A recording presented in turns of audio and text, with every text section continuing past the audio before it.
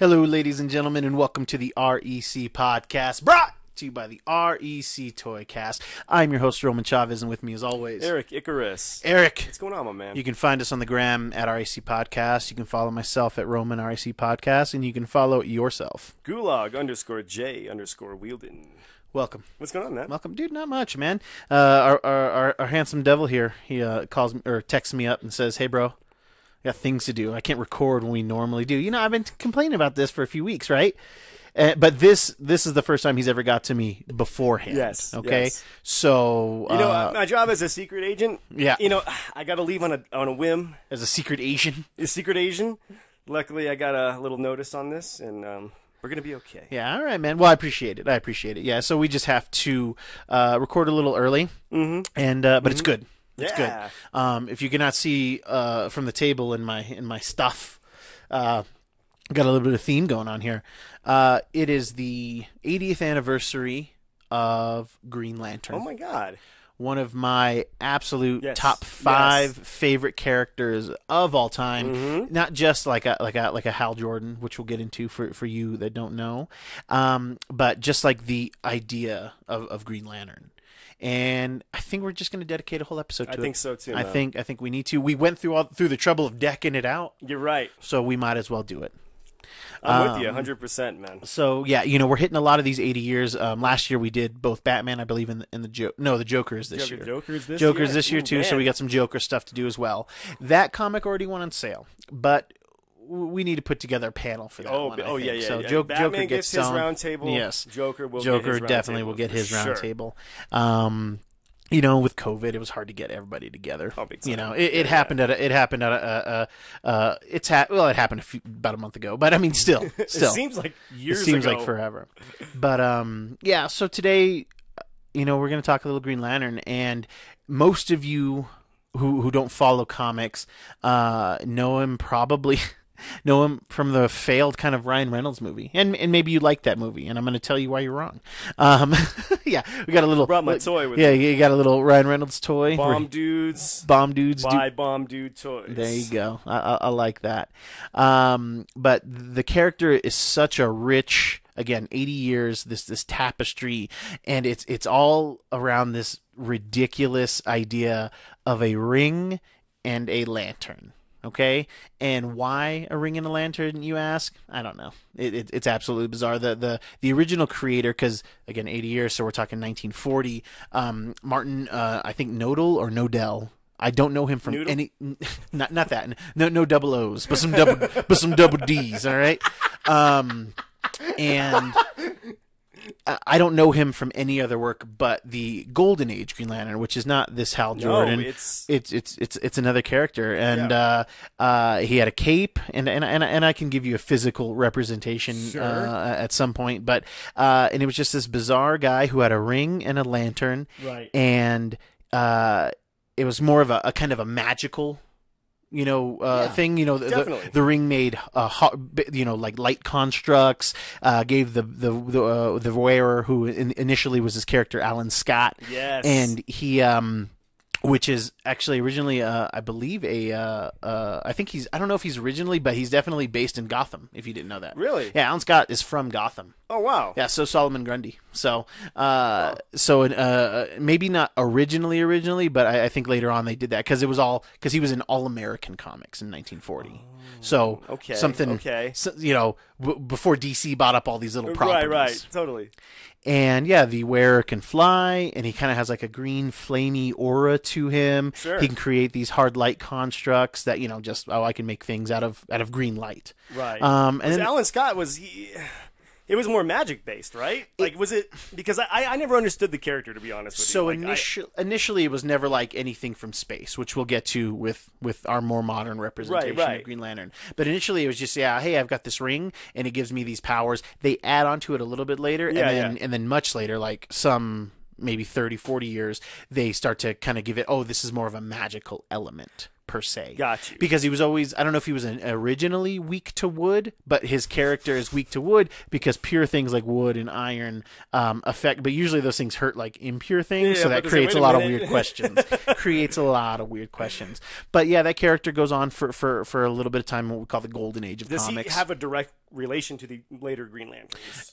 Later on, they fold it in. They fold him in. Okay, they fold it okay. in, and we can come back to that if you remember later. Sure. When we start talking about what we get in the what we totally. get in the Silver Age. Oh. So while I really like Alan Scott's character, his look and all of that, Green Lantern really doesn't pop off, or at least become mainstream, Right. Until 1959, which is kind of this like Silver Age. The dawn of the Silver Age was in the same comic series, what we call Showcase Comics, with Showcase Comics #2, Okay. which is the first appearance of Barry Allen as the Flash. Oh, That's wow. kind of the kind of ceremonial start of the Silver Age for a lot of people.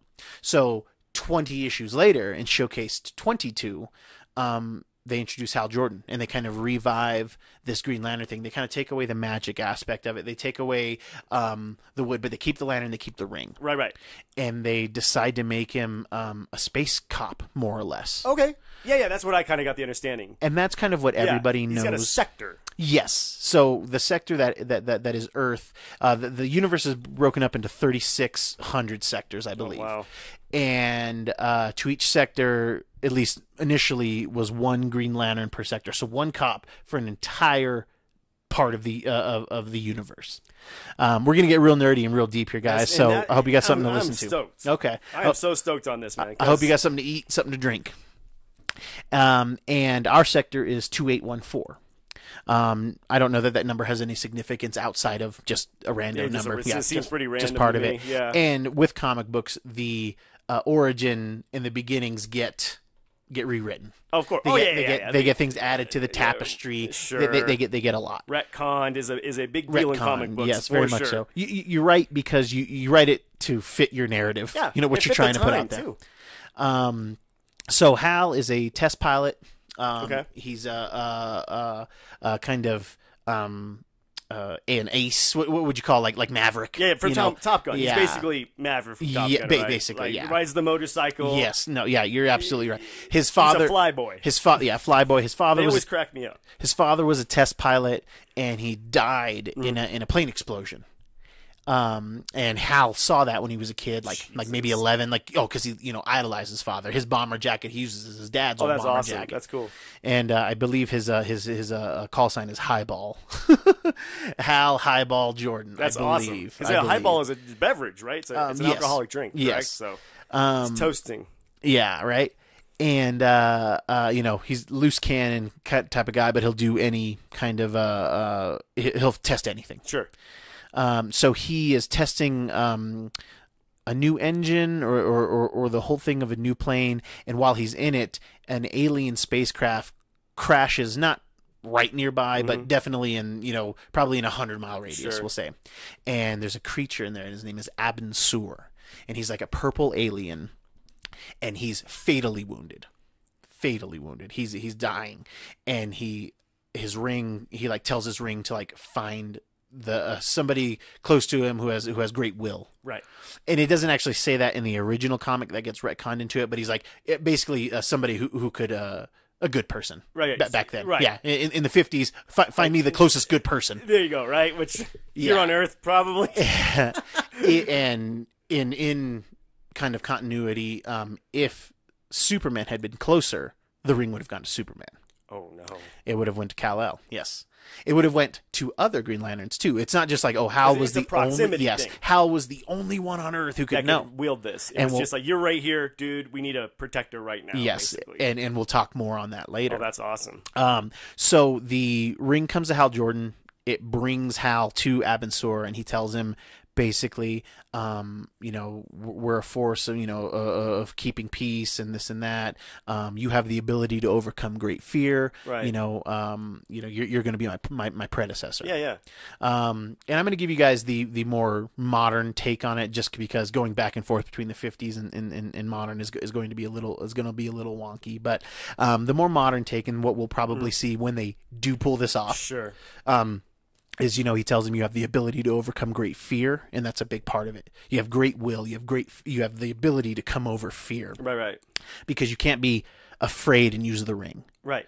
Your willpower has to be strong, because you literally have to force your will to make constructs. Make constructs.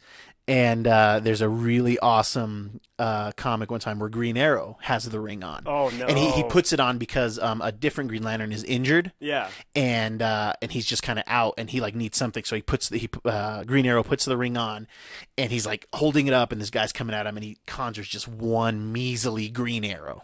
It shoots out, hits the bad guy, you know, like in the chest, but not like fatally. It just kind of. Just right? just like ow. Yeah, you know, what was that? And then like he's like and Oliver looks completely, Green Arrow is Oliver. He looks completely like wiped. Oh, he just and the other Green Lantern like gets up, and he's like picking him up, and he's like, you know, we got to move, and Oliver's like, is that what it takes to force your will into the ring? He's like, I feel like I just ran a marathon, and the Green Lantern says, every time. Wow. You know, so it's That's like kind of cool. So you have to be of like strong fiber. Yeah, your constitution has to be on point to wield this thing. And you can be a bad guy, and if you have strong will and can be a Green Lantern. You can. The ring can come to you, but once you get back to headquarters, which is this planet Oa in the center of the universe, and Oa is populated by these blue aliens that we just call Oans. Okay. We call them the Guardians, and they call themselves the Guardians. Guardians of the Universe. Oh, not the galaxy. Not the galaxy. And they would. I don't know if I think their first appearance would predate Guardians of the Galaxy. Oh, big time. Yeah. Well, you know. Getting the name the Guardians of the Universe is maybe it wasn't initially what it was called, but I don't remember. Yeah, that. Totally.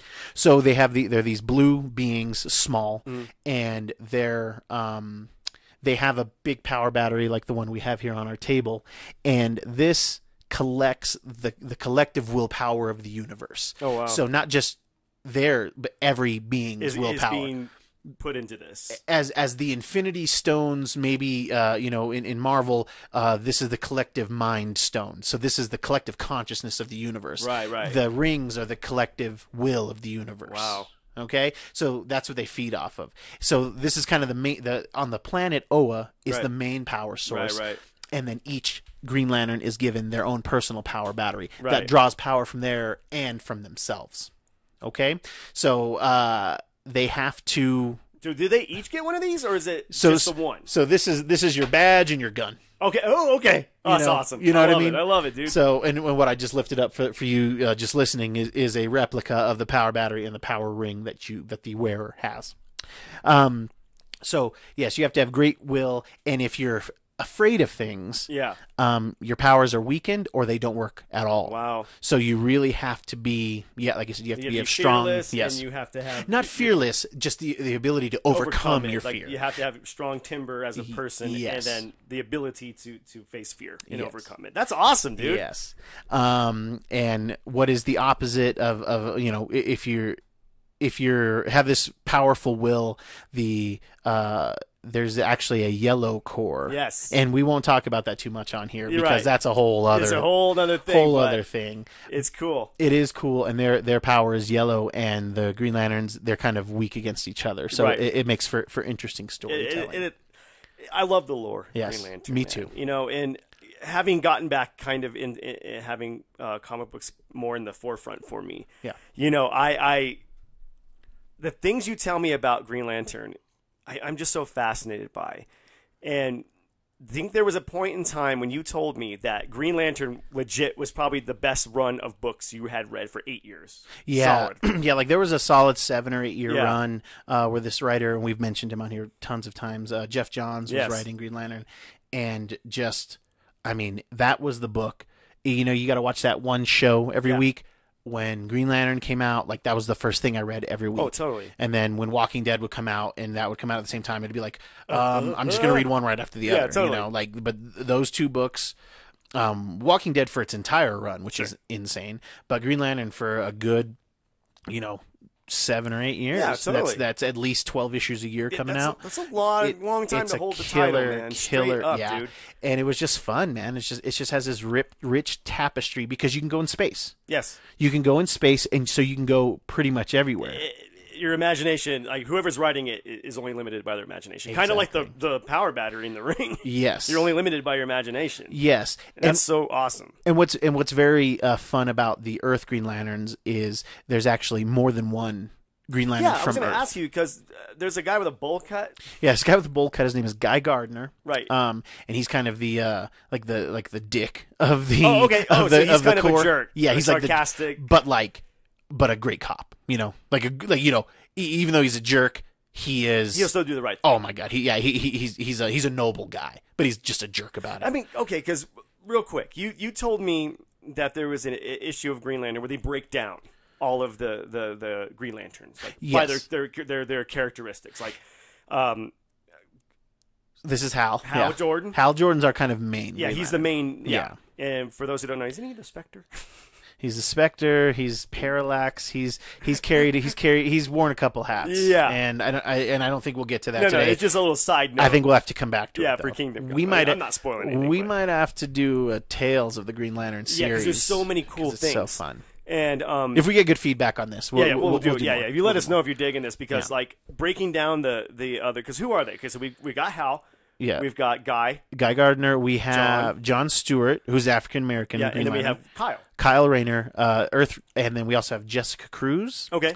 And I think that's it from Earth right now. Right. Yeah, I think that's it from Earth. And they were kind of the main ones, like that kind of go through history as far as the Green Lantern. Jessica's super new, so we'll omit her for the time being. But those kind of four guys that we talked about were, they're very woven into the Green Lantern tapestry. Yeah, I mean, and the cool thing about it is like they're all such different characters. Yes, like when they pick a new person to be the Green Lantern, the writers do such a good job of fleshing out a new person. Yeah, like Hal is the not snarky, but the daredevil, devil may care pilot. Yeah, kind of ladies' man guy. Yeah, and then we get Guy Gardner, who's the the jerk. Yeah, he's a jerk. And then we get John Stewart, who's very more of a tactician, military, right? Yeah, he has a military background, and he's an architect. Okay.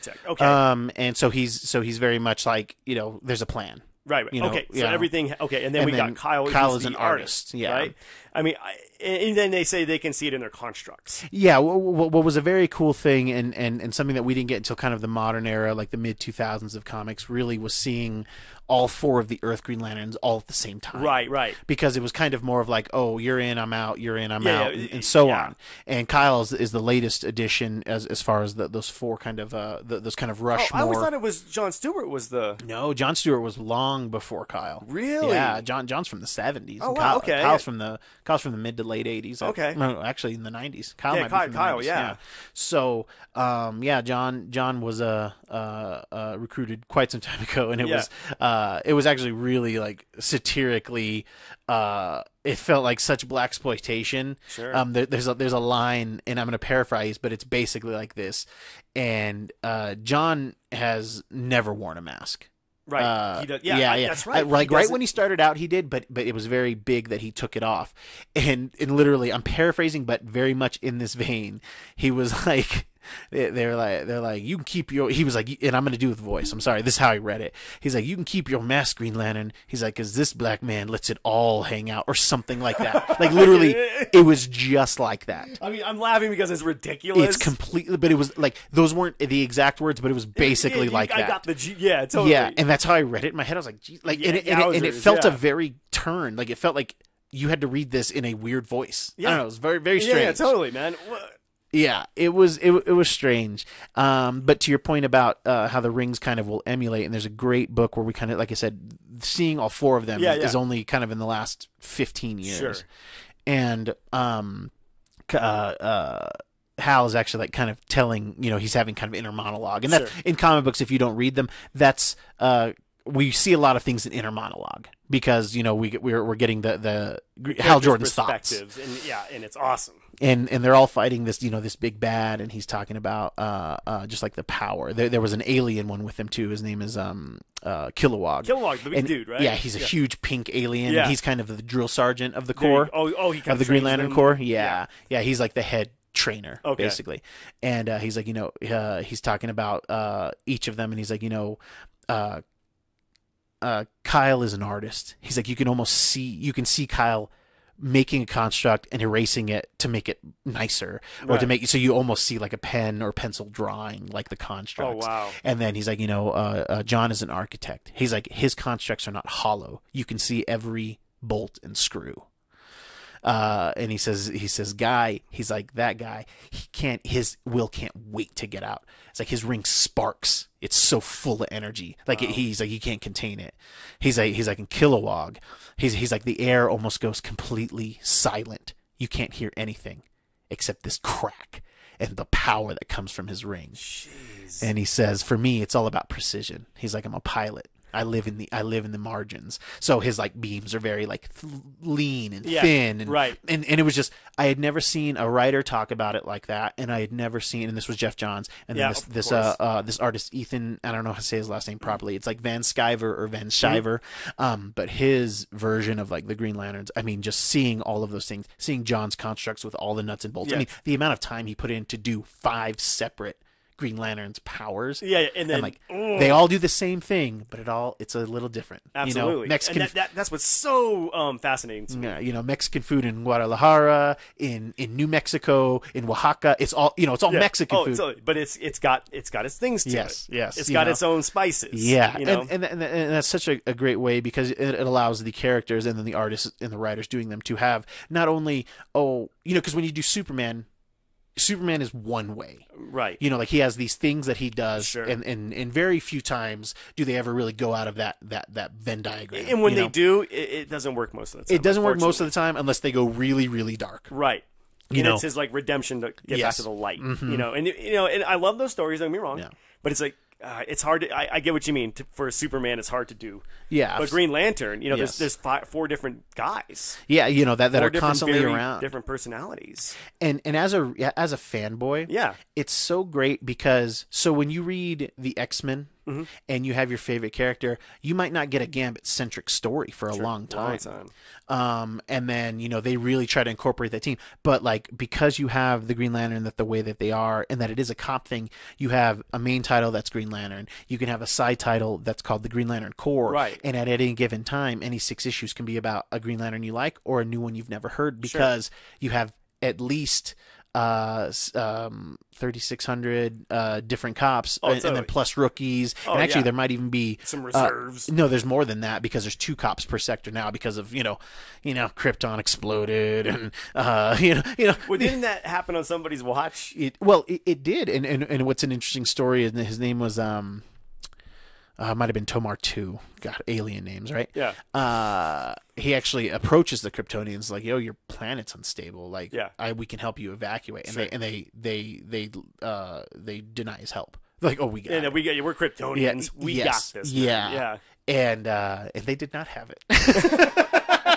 as history showed us. Yes. As we know, it benefited the Earth, but not themselves. Krypton. Yeah. But was that a certain Green Lantern that we know of, or was it just kind of giving the backstory of Krypton or the Land of the Lanterns? So his son, Tomar Ray, is a current Green Lantern, and I think he tells Kal-El about. I think Superman asks him about it. Yeah, and he's like, and this is what happened. Like they did try, but it wasn't his duty to like just do it anyway, though. He should have just done it anyway. Gotcha. But you also don't want to interfere. There is still something of a prime directive, because there's still tons of primitive planets in the DC universe. Yeah, they don't want to like. So you don't want Green Lantern showing up there waving their green lights around and then leaving. That's how religions get started. Yeah, that's very true, man. And you just have this really rich space opera. Absolutely. Because we can go anywhere and they can do anything. The ring, again, it allows you to make all these things. I mean, it's so powerful that in a sad story, these villains just decimate Hal Jordan's hometown. Oh, wow. In the DC universe, they have a lot of fake cities. Oh yeah. So his city is Coast City, I think. There's Coast City, Central City, Star City, all of these things. And I think his is Coast City.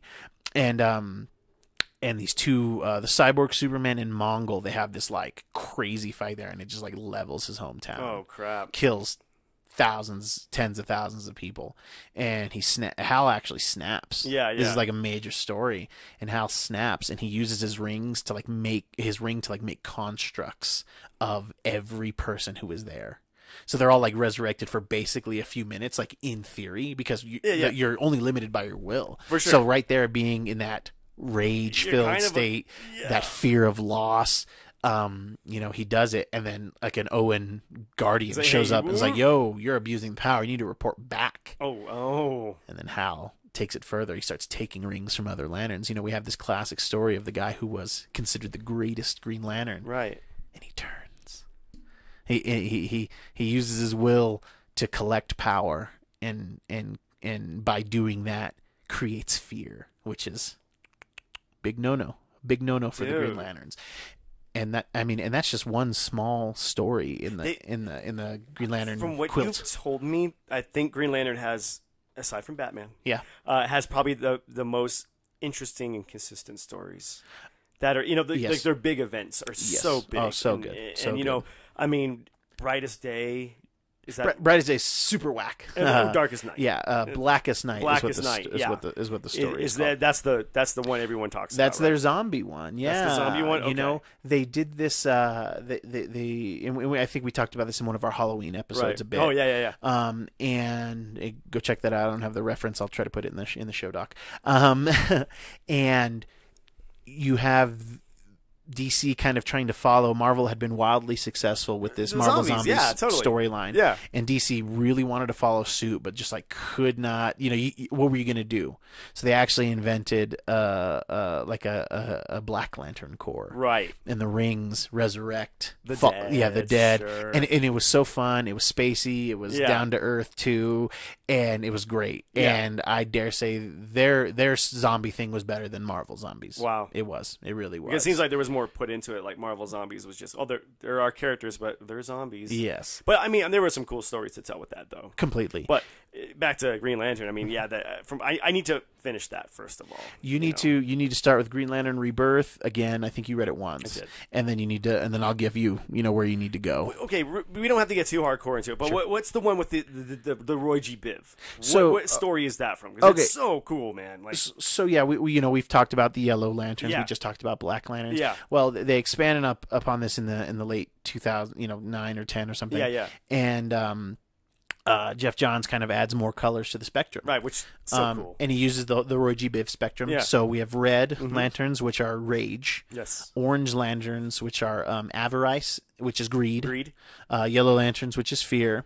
Roy G, and then green is, and what's cool is that, so green, the G in Roy G. Biv is the center. Right. So the further you get from the center, the more kind of extreme, like the more the power controls you, you don't control the power. So you have green, and then the Biv blue, which is hope. Right. Indigo, Yes. which is compassion. Yep. And then violet is love. So you have violet on one side, rage on the other. Yeah. And then there's also the white and the black. Right. And the white is about life. Yeah, life. Which and death. those, I mean, I'm gonna kind of leave those out of there. Yeah, they're not as It's a good idea, but the black is great. The white was weak. Yeah. it was quite weak and very and given how many times Jeff Johns did not stumble, Right. the one thing he stumbled on was the White Lantern Corps. So I'm gonna give him a pass. Sure. He did so well. Did such a good job of like fleshing out future incarnations too. Like he did some like stuff where he wrote stories where there was a metahuman who actually taps into the color spectrum. right. So like this person doesn't need rings or anything like that. She can just like tap into those powers. Wow. And I thought that was really fun. I think her name was like Prism, Sure. maybe something like sounds that. like that sounds like it would work. And it was super fun, and it was a cool way for him. him to give another another perspective on it. Oh, totally, man. And then he's he created so many good things. But yeah, we have these colors and Okay, violet is what again? love. Love, and then which one is compassion? Compassion is indigo. Okay, all right. Yeah. Because from what I remember, the blue one's kind of whack. The blue one Because is it's hope, right? The blue one's interesting. Yeah, the blue one is Mati from Captain Planet. The heart ring. Yeah. Blue is the heart ring. Yeah. They, like it's nice to have, but sure, like but there's no offensive capability, correct? well, Like, he can't initially. So initially, the Blue Lantern could only use his power in the presence of a Green Lantern. Okay. Because what is hope without will? The will to hope. Sure. Yeah. Yeah. I'm tying these strings together. But in the presence of a Green Lantern, or in the presence of a Blue Lantern, a Green Lantern's power will get bigger. Okay, so amplifies. They're their more power, powerful, basically. Okay. and then hope is something that can crush fear. Right. So yellow lanterns are actually weaker around. Oh, okay. So they're hope just like a dampener and an amplifier. Yes, initially. yes. Initially, and then later on they had to like give them because Something. because they were very much like the pacifists of the cores, and they were just getting murdered, Just getting wrecked. and yeah. there's only a few. Right. Because it's so hard to like be a person who has that much hope, who like right. won't falter. Sure. So there's very few. Like there's only like when they initially start, like you can recruit rage lanterns left and right. Left and right. And you can and so but the hope lanterns, the blue lanterns, it was like you go through intense training to like, and they're all like monks basically. Sure. Yeah, they're all monkey. Oh my! Because another cool thing is the orange one is one dude. The orange one's great because it's one dude. It's again, it's greed. So he's not trying to share power. So he mainlines it, but he's so weakened by the fact that he wants everything. Right. He just gets like distracted. Yeah. There's and the character, his name, who's the sole orange lantern, is his character Larfleeze, which is a terrible name again. I don't like. It's hard to find good alien names. It is. In Marvel we have sure. Klurt. Come on now. Stop making noises. I get it. Names are just noises, but I don't know. It's too weird for me. But at least there's more consistency, except for Talos. You have Klurt and Jalert and then you have Talos. Come on now. And then Talos. I'm sorry. Where was I? Anyway, yeah. No. I just the Lafar. How do you? Oh, Larfleeze. Sorry. Larfleeze. Sorry, that was a loud pop. I need to try this pop filter because it is. I'm too close. You're too close, man. So he doesn't share power, so he's super powerful, but like he just gets distracted by what he wants. He's got the ADD, man. Yeah, and he can't like when he's eating, like he just keeps eating, like until something else comes up because he's just like wants everything. What? And like the ring keeps him from dying. Sure. And then but if you come onto his planet and if you he'll kill you and then he'll make a construct of you and like he owns that. So that it's almost like one of the most demented things I've ever heard, man. It's pretty dark. It's pretty dark, and it stinks because he could have been a really good like crazy character, but they kind of like made him goofy too. And it does. Even his look, is terrifying. Yeah, man. yeah. But then they just kind of like they did a Christmas special with him. And like is he the Grinch? No, but he finds out about Santa, and he's like, whoa. If I ask for stuff, like he'll just give it to me. Oh, no. Yeah, and and then it was about like teaching people about the powers, giving and all of that. Yeah. It was a real weird use of that character. I mean, too much. I mean, the lore alone in this character is what attracts me to it, man. Yeah, like I'm obsessed with it. If you're somebody who really likes novels, like things like world building stuff, like Lord of the Rings, like Game of Thrones, where you're just like there's 80 years of this stuff. Yeah. And there's so much to it. And when we can follow Hal Jordan for a long time, and we've been following Jessica Cruz. She's the newest one. Oh, this other guy, Baz, he's a Middle Eastern Green Lantern. Yeah, so we have like six on Earth. That they can wield the ring. It's such a, and again, I love that how every wielder of the ring is so different. Yes. That it's not just the same thing. No, it's just not some milquetoast person who can make things with their ring, like a boxing glove. Or, you know what I mean? Yeah, which was a common thing back in the day. Someone had a boxing glove arrow. Yeah, boxing glove arrow, and Hal would make giant boxing gloves, and and they would box. No, it was the character's rich. The history of the character is rich, and if you're somebody who's like into science fiction, and cop stuff, and then you don't want to pick up a big book. Sure. You just want something that's easily digestible, but has a long, rich life. Yeah. Green Lantern is for you. Man. Yeah. I love it. Who is your favorite Green Lantern? I bounce around because there's things I like. I think Hal is the one that I'm most consistent with. Sure. I love Alan, and I guess so. Later on, when we retconned Alan Scott, the kind of original Magic Green Lantern, they talk about how he gets his power from what they call the Star Heart, which was a meteor that fell to Earth and then was crafted into these shaman or whatever. Right. They made the ring and the lantern, but the Star Heart was apparently like an old Owen attempt at it. Okay. And so they just kind of barely wove him in there. Yeah, they just the fear stuff doesn't work as much with him, but it's not as easy for him to overcome either. Gotcha. Yeah. Oh, that's kind of cool. Whereas these guys don't have any problem with wood. Oh. With any kind of wood. Yeah. My favorite is, in a weird way, Again, I like all of them for who they, their little ticks. Yeah. I think I'm going to identify more with Guy. Yeah. Oh, totally. Totally. Yeah. But something about he's a lovable badass with a heart of gold. Exactly. But there's something about Kyle. Yeah. Being the artist and the way he makes his constructs, and then also going back to John. I mean, Yeah. I feel like he was kind of the quintessential Green Lantern for a while. He kind of took the throne for a while. He was the Green Lantern. He was on the cartoons. He was basically definitely a whole generation is huge into John Stewart. Like that's the only Green Lantern he's got his own cult basically. Yeah, and yeah, he's a strong character then. Voiced by Phil Lamar, who's fantastic. Shot Marvin in the face, man. And yeah, I mean, and I liked that Justice League did that. Yes. There's only been like an alternate version of Hal Jordan in the Justice League of Unlimited thing. Right. I think it was like an alternate Earth. Yeah. And I even think there's a Kyle that's on. Oh, okay. But yeah, Hal. Yeah, Kyle doesn't get a lot of due, which whatever. Kyle doesn't get his due, even though because Kyle. So when Hal freaks out and murders all of these Green Lanterns, spoilers, guys. 3, 2, 1. Hal kills the entire Green Lantern Corps and absorbs all of the power. He goes into the main central power battery and he takes it all. He gets all Highlander on him. Jeez, man. And then there's one sole Guardian left, like the youngest Guardian. But he's still like, eons old, you know what I mean? But he's like the youngest of them. And he crafts one final ring and he goes to Earth. And like Kyle is like this drunk stumbling out of a bar, like literally has like thrown up. And has he been a Lantern yet? No. Oh, okay. And Ganthet, who is this Owen? Yeah, he's a total artist. He's like you are the torchbearer. You have the ability to overcome great fear, and he gives him the last ring, and he dips. So they give it to this drunk, failing artist. Yeah, dude, it was so bizarre. And then they have a big fight. The ring tells him about what he needs to do and all of this stuff. And actually, Kyle's is the only ring that can duplicate. Oh. So Kyle goes out deputizes. And deputizes. Nice. Yeah, he finds people and he does what any young leader does. He loses people.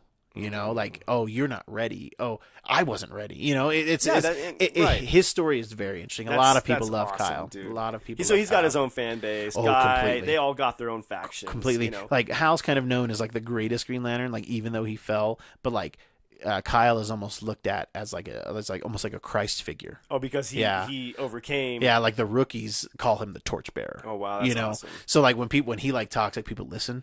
Yeah, wow. Like people listen for Hal like out of fear, but they listen to Kyle out of respect. Right. Okay. Which is still kind of an interesting dynamic. Yeah, totally, dude. Because Hal Jordan killed us all one time. Exactly. We're not gonna not agree with him nicely. And his path to redemption is its own story. Oh, yeah, and it's awesome. Completely fantastic. Okay, fantastic. I'm walking up to you and I'm like, hey, I want to get into Green Lantern. I'm a little green around the gills. Yeah. Where would you tell me to start? Pause for applause. I would tell you to. Yeah, where would you like? I would tell you to look at a Wikipedia page. Okay. Just get some backstory. Sure. See if you like that. Yeah. And then start with Green Lantern Rebirth. Okay. Yep, because it's so modern. It gives you a really good way to tell, and it recaps a lot of stuff. Okay. That makes total sense. And so it gives you the back while moving forward. I think so. Like, because when I got into it, my Green Lantern knowledge was okay. Right. And then any questions that I had, I think it even gave me references inside the comic to, this happened in, such whatever, in 89. Yeah. Something like that. That's cool. So start there. Yeah, it was really good because then from Green Lantern Rebirth, we start Green Lantern #1. Right. And it's written by the same guy for a long time. Like for that 7 or 8 years, it's written by the same guy. So you get a really good, consistent, cohesive story with plenty of references. Because Jeff Johns does that a lot. Like he does his research. Yes. He's probably the greatest writer we have of this generation of comics, and I think he's recognized. He's not recognized like that by everybody, but I think that when he's done, as long as he doesn't get in any dirt, he's going to be, kind of viewed as that. He is the torchbearer amongst the comic community. Dude, yeah. It's just like I haven't, he didn't do all of Brightest Day, but that's his only kind of whiff. Sure. And everything else that he writes is like so good. Right. Like everything that he writes is so good. Yeah, I'm going to have to agree with you on that. Yeah. Everyone's going to have a few misses, but everything I've read by the guy is magic, dude. It's Yeah. amazing. And And dude, he has a way of again, he does deep dives, and he's like, oh, somebody talked about this. So this thing that we say, the blackest day, or blackest night, brightest day, when the lanterns, when they have to charge their rings every 24 hours, or when their power, dies out, their ring will always have enough power to keep them alive. oh wow, That's okay. the thing. They can't die in space. Right. Back in the day, they used to be able to, but after they lost people, Yeah, they're like, all right, we need to fix this thing. your here. ring will always keep you in a vacuum, so that okay. you don't get or keep you from the vacuum, so you don't get ripped apart or die totally. or whatever. Yeah. Like it'll put you in stasis. Like if you're too far, it'll put you in stasis until you're found. Oh wow. Yeah. Like one time Hal's ring, and this is ridiculous, but it's super fun. Hal's ring kept him safe in another dimension. That sounds awesome. Yeah, it put him there. It was just like, yo, you don't have any power. Put him in a little Like pocket you dimension, only like- have enough power to stay alive. So we can't we don't the rings we can't it's not like I wish not the rings sentient. I wish the rings were sentient. I think that would be Right. the next generation. I think that It's maybe probably going to go that way. yeah, like our kids will read Green Lantern, Right. and maybe they're kind of like that would be cool. Like they're like a partnership. Yeah. It's like your smartphone. Yeah, it's Ziggy. It's Ziggy. yeah, like that's what it is. Yeah, totally, but totally. we can understand what it's saying. Yeah, for you know? sure. But yeah, it was like this. It's like, yo, it's basically telling him like, we don't know, we can't put you back because we don't know that area is clear, so we're just Right. gonna have to keep you safe. So they kind of have that, but they have this oath, and all the lanterns have an oath, and it's a series of words that actually activate it. And in the wearer, they put on the ring, and I'm gonna get super nerdy with you guys, but they say, in brightest day, in blackest night, no evil shall escape my sight. Let those who worship evil's might beware my power, Green Lantern's light. And all of the other cores, with the exception of the greed, kind of have that same cadence and have something. But it's different. A different thing. Yeah, and it's like, and I only remember the fear lantern because it's basically the opposite. It's like in blackest day and brightest night, beware your fears made into light. Let those who try to stop what's right burn like my power. Sinestro's might, because they're called the Sinestro Corps. Yeah, or burn like his power, I think is what they say. But that's awesome. But dude. I dig that. I like that. Yeah. What that line? Beware your fears made into light. That's it. That's some cold stuff. That is very cold, man. That's some Jules and Pulp Fiction stuff yeah, to for say sure. to somebody. And then they all have something, but they all kind of refer to kind of the blackest night. Sure. Yeah. And without getting everything, I think we're gonna have to come back to that because we're running out of time here. But yeah, where does it come from? It comes from, so the blackest night. This has been like the kind of the oath for years. Sure. It was just these words that they said. So the person who came up with it, they just wrote it. Well, Jeff Johns takes that and he creates the blackest night, and the blackest night ends up being the Black Lanterns. So he took this tiny line and expound upon history on this. And Alan Moore, our Watchmen and V for Vendetta and countless things, he wrote a literal 2-page thing in the 80s, I think in 86, that he called The Blackest Night. And it was a prophecy of the fall of the Green Lanterns. It's 2 pages. He talks about the mightiest Green Lantern falling, Sodom Yat. He talks about the demons of this planet playing the Owens skin for drums, right? And the Green Lanterns will fall.